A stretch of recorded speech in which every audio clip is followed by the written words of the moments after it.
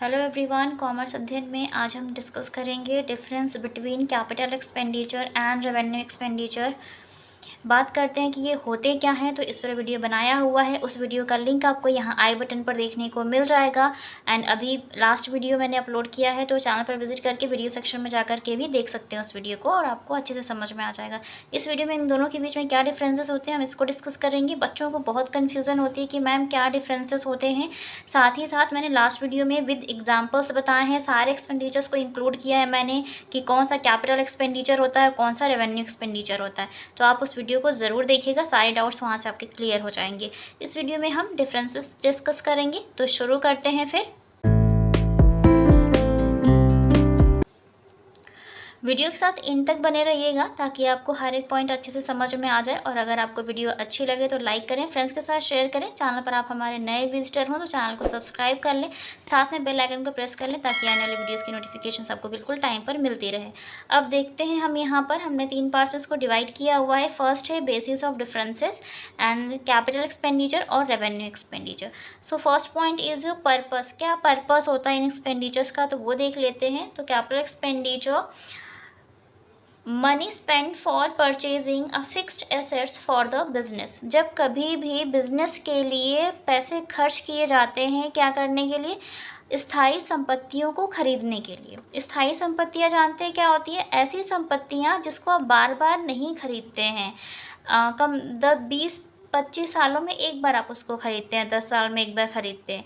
जैसे लैंड हो गया, बिल्डिंग हो गया, प्लांट हो गया, कोई मशीनरी हो गई बड़ी, फर्नीचर हो गया, बिजनेस के लिए आपने लिया है ना, ये सारी चीज़ें। तो ये किस टाइप की हैं एसेट्स, फिक्स्ड एसेट्स, जिसको स्थायी संपत्तियाँ आप बोलते हैं।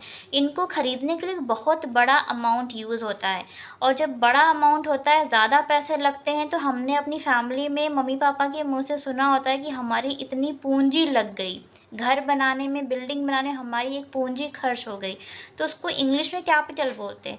तो ऐसी चीज़ें बनाने के लिए, खरीदने के लिए जो पैसे खर्च किए जाते हैं, तो वो होता है आपका कैपिटल एक्सपेंडिचर। ठीक है, ऐसे एक्सपेंसेस को ही हम बोलते हैं कैपिटल एक्सपेंडिचर। क्लियर हो गया बच्चे, ये कभी कभी होते हैं, ठीक है, 10-15 सालों में एक बार। रेवेन्यू एक्सपेंडिचर की बात करें तो इसको हिंदी में बोलते हैं आयगत व्यय, इसको बोलते हैं पूंजीगत व्यय। ठीक है, आयगत व्यय कौन से होते हैं, money spent for conduct of business. Conduct means संचालन करना, जो भी आपका बिजनेस है उसका जो संचालन हो रहा है, जो भी उसका ऑपरेशंस हो रहे हैं, उसके लिए जो भी आप डेली बेसिस पे खर्चे करते हैं।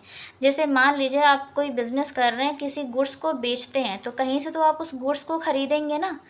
सपोज़ कोई गारमेंट का बिजनेस है आपका, तो आपको गारमेंट्स को बेचने के लिए या तो आप उसको बनाएंगे या बाहर से कहीं खरीदेंगे, फिर आप उसको रीसेल करेंगे, है ना, यही तो करेंगे।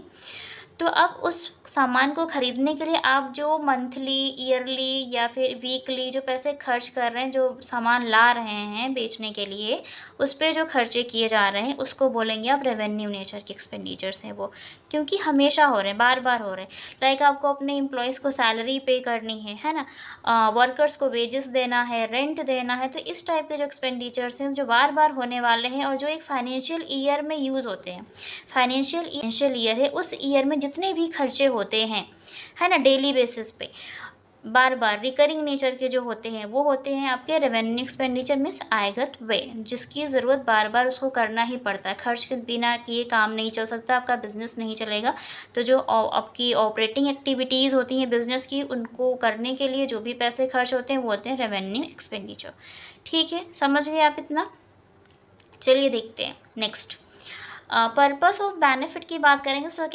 Second point is your purpose of benefit, कि इसके क्या मतलब लाभ होते हैं, किन उद्देश्य, किन लाभों को प्राप्त करने के उद्देश्य से इन्हें किया जाता है। So capital expenditure, the benefit of capital expenditure accrues for several years. Accrues का यहाँ पर मतलब है बच्चा अर्जित करना। अब इसके जो बेनिफिट हैं, जो लाभ है, वो कब, कितने सालों तक आप अर्जित कर पाएंगे, प्राप्त, अर्जित मीन्स प्राप्त कर पाएंगे। तो जो फिक्स्ड एसेट्स आपने खरीदी हैं, जैसे फर्नीचर खरीदा, कोई प्लांट बड़ा लगाया हुआ है, जो प्लांट आपने यूँ लगाया हुआ है, या फिर बिजनेस ने, या कोई मशीनरी, कोई फर्नीचर उन्होंने परचेज़ किया हुआ है, तो ऐसा तो नहीं है ना कि उन्होंने इस साल ख़रीदा तो सिर्फ इसी साल उनको बेनिफिट मिलेगा। तो वो जब तक फर्नीचर या वो फिक्स्ड एसेट्स उनके पास रहेगी तब तक उनको बेनिफिट मिलता रहता है। यहाँ पे अक्रूज का मतलब है बच्चा प्राप्त करना, तो उनको जो लाभ यहाँ से प्राप्त होगा वो सालों साल उन्हें मिलता रहेगा फिक्स्ड एसेट्स से। ठीक है, अब हम बात करते हैं रेवेन्यू नेचर वाले एक्सपेंडिचर की। तो the benefit of revenue expenditure accrues over accounting year only. अब यहाँ पर इसका जो बेनिफिट मिलेगा इन खर्चों का वो सिर्फ और सिर्फ उसी पर्टिकुलर फाइनेंशियल ईयर या अकाउंटिंग ईयर में मिलेगा जिस ईयर में वो खर्चे किए गए थे। लाइक अगर फर्स्ट अप्रैल 2020 से लेकर के 31 मार्च 2021 तक का जो भी खर्चा किया गया है, ठीक है, वो खर्चे जो होंगे वो आपके रेवेन्यू एक्सपेंडिचर के होंगे साल भर में। जैसे उन्होंने अपनी एम्प्लॉयज़ को सैलरी पे की होगी, वर्कर्स को वेजेस दिया होगा, किसी को डिस्काउंट या कमीशन दिया होगा, तो इस टाइप के जो खर्चे हैं बच्चा वो क्या हो जाएंगे आपके रेवेन्यू टाइप के एक्सपेंडिचर्स होते हैं। और सिर्फ ये उसी पर्टिकुलर फाइनेंशियल ईयर में प्रॉफिट उनको मिलेगा इसका, ठीक है, बेनिफिट मिलेगा उनको, ठीक है, लाभ मिलेगा। समझ गए आप? चलिए नेक्स्ट देखते हैं third point, presentation. Presentation means कि कहाँ पर इन एक्सपेंडिचर्स को शो किया जाता है।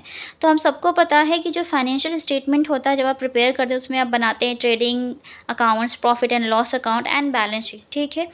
तो अगर हम बात करें कैपिटल एक्सपेंडिचर्स की, so capital expenditures are shown in the balance sheet. बच्चे बैलेंस शीट क्या होता है, हिंदी में इसको चिट्ठा बोलते हैं, जिसमें आप एक साइड दायित्वों को मीन्स लाइबिलिटीज़ को शो करते हैं और दूसरे साइड एसेट्स को शो करते हैं। एसेट्स मीन्स चाहे वो करंट एसेट्स हों आपकी, चाहे वो फिक्स्ड एसेट्स हों, उन सभी को शो किया जाता है। फिक्स्ड एसेट्स जैसे कि मैंने बताया land, building, plant, machinery, furniture वगैरह, ये सब, इन सबको कहाँ पे शो किया जाता है, बैलेंस शीट में। और जब तक ये एसेट्स यूज़ होती हैं, बिजनेस के काम में आ रही होती हैं, तब तक इनको हर साल बैलेंस शीट में दिखाया जाता है इनकी वैल्यू को डेप्रिशिएट करके, ठीक है, जितने भी परसेंट से उनकी वैल्यू डेप्रिशिएट होती है।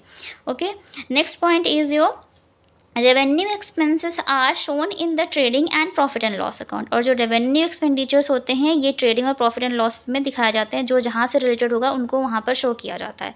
और ये फाइनेंशियली ये स्टेटमेंट्स बनाए जाते हैं trading account and profit and loss account, ताकि प्रॉफिट जाना कि ग्रॉस प्रॉफिट कितना हुआ है या ग्रॉस लॉस कितना हुआ, net profit and net loss कितना हुआ है, इसको जानने के लिए इनको प्रिपेयर किया जाता है और इन खर्चों को यहीं पर दिखाया जाता है। क्लियर हो गया इतना पॉइंट आपको? जैसे रेंट कितना है, डेप्रिसिएशन कितना हुआ, वेजेस कितना पे हुआ, कमीशन या डिस्काउंट कितना पे किया गया, ये सारी चीज़ें, ठीक है। चलिए fourth point is your earning capacity क्या होती है इनकी। चलिए अर्निंग कैपेसिटी की बात करें, सो capital expenditures increase the earning capacity of the business. तो जो आपके कैपिटल नेचर के एक्सपेंसेस होते हैं वो बिजनेस की अर्निंग कैपेसिटी को बढ़ाते हैं। अर्निंग कैपेसिटी दैट मीन्स कि उनको जो उनका जो लाभ कमाने की जो क्षमता है उसको बढ़ाने में मददगार होते हैं। फर्नीचर एक बार ले लिया तो वो सालों साल काम आएगा, उनसे उनको बेनिफिट मिलेगा तो वो और अच्छा काम कर सकते हैं। कोई मशीनरी है, लाइक कोई कंप्यूटर उन्होंने लिया है बिजनेस के बेनिफिट के लिए, तो उनसे उनको बहुत ज़्यादा लाभ मिलेगा, है ना, टाइम बचेगा उनका, ये सारी चीज़ें। तो ये यहाँ पे उनकी अर्निंग कैपेसिटी को बढ़ाता है कौन, capital expenditure. And this expenses do not increase the earning capacity of business. लेकिन जो रेवेन्यू एक्सपेंडिचर होता है ये अर्निंग कैपेसिटी को नहीं बढ़ाता। बिजनेस ऑर्गेनाइजेशन की अर्निंग कैपेसिटी को मीन्स कमाने की क्षमता को नहीं बढ़ाता, रैदर इसकी अपेक्षा rather they are incurred for earning profit during accounting period. इसकी बल्कि इसके अपेक्षा क्या करता है वो क्या करते हैं, इंकर्ड मीन्स प्रॉफिट अर्न करने, प्रॉफिट मीन्स लाभ अर्जित करने में उस पर्टिकुलर अकाउंटिंग पीरियड में हेल्पफुल होता है। अकाउंटिंग पीरियड जैसे मैंने बताया 2020 से 2021 जो आपका अकाउंटिंग पीरियड है फाइनेंशियल ईयर, उसी साल तक ही उनको इंकर्ड किया जाता है और वो सिर्फ उसी टाइम तक उस प्रॉफिट में उस अर्निंग को आपको बता सकते हैं कि कितना प्रॉफिट अर्न करने में मददगार रहे हैं ये खर्चे, कि किसको कितना एक्सपेंसेस कहाँ पर दिया गया, अगर एम्प्लॉयज़ ने हमारे लिए काम किया तो उनको सैलरी कितनी पे हुई, अगर किसी मजदूर ने कोई काम क्या तो उनको कितना वेजेस दिया गया, ये सारी चीज़ें, ठीक है। और भी बहुत सारे टाइप के एक्सपेंसेस होते हैं, इस वीडियो में डिस्कस करूँगी तो वीडियो काफ़ी लंबी हो जाएगी। चलिए नेक्स्ट एंड लास्ट पॉइंट देखते हैं but not the least, nature of account. Nature of account means कि इनका किस टाइप का नेचर होता है कैपिटल एक्सपेंडिचर्स का और रेवेन्यू एक्सपेंडिचर का। So capital expenditures are real accounts, ठीक है। ये कैसे, it is a real account, ये नेचर में कैसा रियल अकाउंट, रियल मीन्स होता है वास्तविक खाते, वास्तविक खाते जो एग्जिस्ट करते हैं। लाइक जैसे कि लैंड, बिल्डिंग, प्लांट, मशीनरी, ये सब क्या है सालों साल चलेगा तो इनकी एग्जिस्टेंस है, अभी कई सालों तक रहेंगे, वो एग्जिस्ट करेंगे, वास्तव में रहेंगे आपके पास, ठीक है। तो होते हैं आपके रियल अकाउंट। ये है it is a nominal account, जो आपके रेवेन्यू एक्सपेंडिचर्स होते हैं या रेवेन्यू नेचर के जो एक्सपेंसेस होते हैं, ये नॉमिनल अकाउंट्स का पार्ट होते हैं। क्योंकि एक टाइम पर जैसे कि मान लीजिए एम्प्लॉय को सैलरी देनी है तो सैलरी दे दी, बात खत्म, है ना। अब वो एग्जिस्ट तो नहीं करेगा, हर महीने की सैलरी आप देते गए, उस महीने की बात खत्म होती चली गई, तो उस पर्टिकुलर फाइनेंशियल ईयर में आपने सारे उन एक्सपेंसेस को करते चले गए और वो उनकी बात खत्म हो गई, क्लोज कर दिया आपने उस ईयर में, ठीक है। तो ये होते हैं नॉमिनल अकाउंट, हिंदी में इनको बोलते हैं नाम मात्र खाते, इसको बोलते हैं वास्तविक खाते, ठीक है। रियल अकाउंट मीन्स वास्तविक खाते, नॉमिनल अकाउंट मीन्स नाम मात्र खाते। यकीन करती हूँ इस वीडियो के माध्यम से आपको डिफरेंसेस समझ में आ गए होंगे कैपिटल एक्सपेंडिचर और रेवेन्यू एक्सपेंडिचर के बीच में। वीडियो अच्छी लगी तो लाइक ज़रूर करें, चैनल पर आप हमारे नए विजिटर हो तो चैनल को सब्सक्राइब ज़रूर कर लें, साथ में बेल आइकन को प्रेस कर लें ताकि आने वाले वीडियोज़ की नोटिफिकेशन आपको बिल्कुल टाइम पर मिलती रहे। किसी भी टॉपिक पर आपको किसी भी सब्जेक्ट से रिलेटेड कोई वीडियो चाहिए तो आप मुझे कमेंट सेक्शन में कमेंट करके बता सकते हैं। साथ ही साथ आप मुझे इंस्टाग्राम पेज पे भी इन्फॉर्म कर सकते हैं, और हमारा जो टेलीग्राम चैनल का लिंक है वो आपको डिस्क्रिप्शन बॉक्स में मिल जाएगा, उसे भी ज्वाइन कर सकते हैं आप, आपको अपडेट वहाँ पे मिलते रहेंगे। सो मिलते हैं नेक्स्ट वीडियो में। आज की वीडियो में इतना ही, तब तक के लिए take care and thank you so much for watching this video.